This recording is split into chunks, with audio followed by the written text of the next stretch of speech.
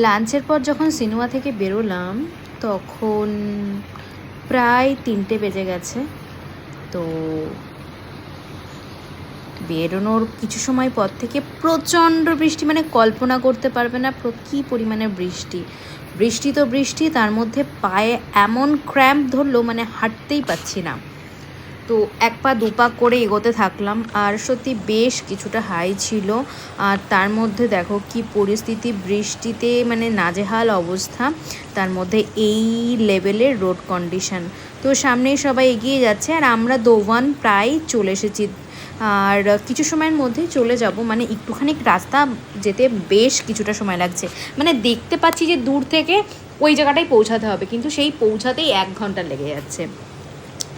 এমনই একটা কন্ডিশন আর কি। তো সামনেই ব্রিজটা আছে, ব্রিজটা পেরিয়ে, মানে ব্রিজ মানে একটা মানে ঝর্ণা মতো বেরিয়েছে, একটা লোহার ব্রিজ। তারপরে ওই সামনেটায় গিয়েই আর একটুখানি এগিয়েই দোবান। তো আমরা তো চললাম সেই দোবানের উদ্দেশ্যে। দোবানে যখন পৌঁছালাম প্রায় সন্ধ্যার একটু আগে আগে। তো রাত্রেবেলা ভিজে একেবারে সর্বশান্ত হয়ে একদম ভিডিও নিতে পারিনি। এই যে ফুটেজটা দেখতে পাচ্ছ, এটা হচ্ছে সকালবেলা। আমরা দোভানে যে হোমস্টেতে ছিলাম সেই হোমস্টে থেকে ছবিটা তোলা।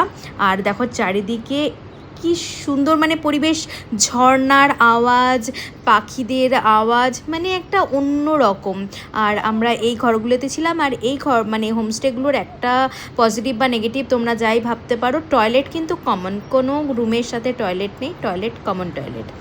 আর এই যে নিচেটাই এখানে এক ঝর্ণা বয়ে যাচ্ছে, প্রচণ্ড আওয়াজ। আর আমরা এই সাইডটা দিয়েই উপরে উঠে এসেছি। তো ভিডিওটি কেমন লাগলো তোমাদের অবশ্যই জানিও, ভালো লাগলে একটি লাইক কমেন্ট শেয়ার করে দিও।